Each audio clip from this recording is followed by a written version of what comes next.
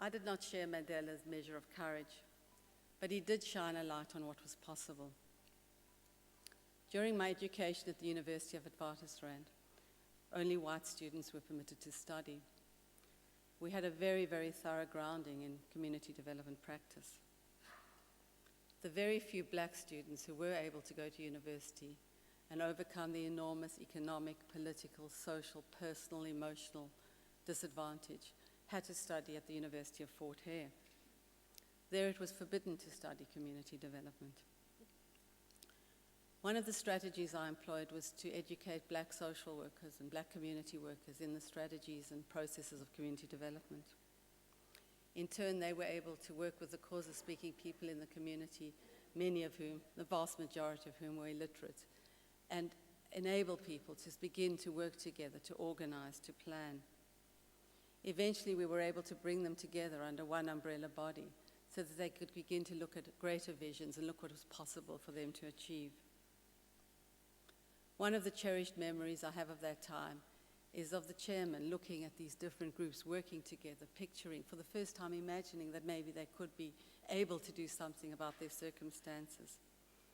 And for an instant, the full weight of the oppression that he experienced daily as a black man lifted, and his face was beaming, and he turned to me and said, "Renee, this is wonderful.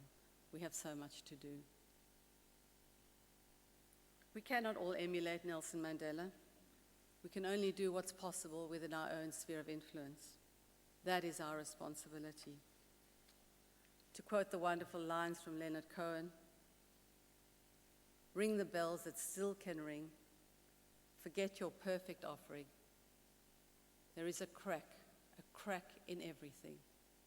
That's where the light gets in." The values that Mandela lives with such consummate skill, courage, dignity, patience, humor, strength, fairness, and forgiveness are not new. He was, however, a leader who had the capacity to employ them with integrity, finesse, and consistency. Following in the footsteps of Gandhi, he knew that the end is inherent in the means. Our challenge is to live these values too, and to apply them effectively in all our activities and negotiations, understanding that we are answerable to those most disadvantaged, most marginalized in our society. We must ask ourselves, how can we unite the strengths inherent in our sector with the finest of these qualities?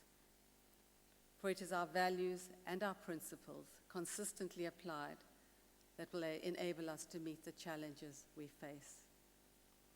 We must never forget who we are and what we stand for.